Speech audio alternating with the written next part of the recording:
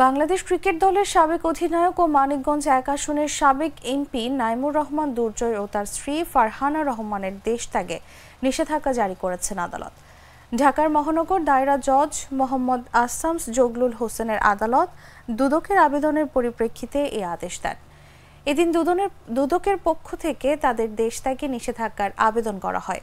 আবেদনে বলা হয়, নাইমুর রহমান দুর্জয়ের বিরুদ্ধে ক্ষমতার অপব্যবহার, নিয়োগ বাণিজ্য সহ বিভিন্ন অনিয়ম ও দুর্নীতির মাধ্যমে সরকারি অর্থ আত্মসাৎপূর্বক নিজ নামে ও পরিবারের সদস্যদের নামে জ্ঞাত আয় বহির্ভূত সম্পদ অর্জনের অভিযোগটি বর্তমানে অনুসন্ধানাধীন রয়েছে।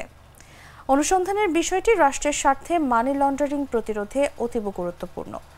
অনুসন্ধানকালে গোপন সূত্রে জানা যায়, অভিযোগ সংশ্লিষ্ট ব্যক্তিরা বিদেশে পালিয়ে যাওয়ার চেষ্টা করছেন।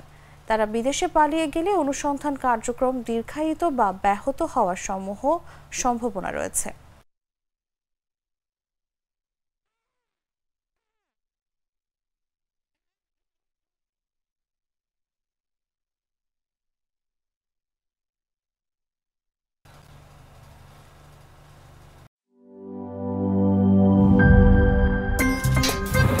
আমার একটা স্মার্ট সিদ্ধান্তে 25% গ্যাসের খরচ কমেছে। ভাবছেন কিভাবে?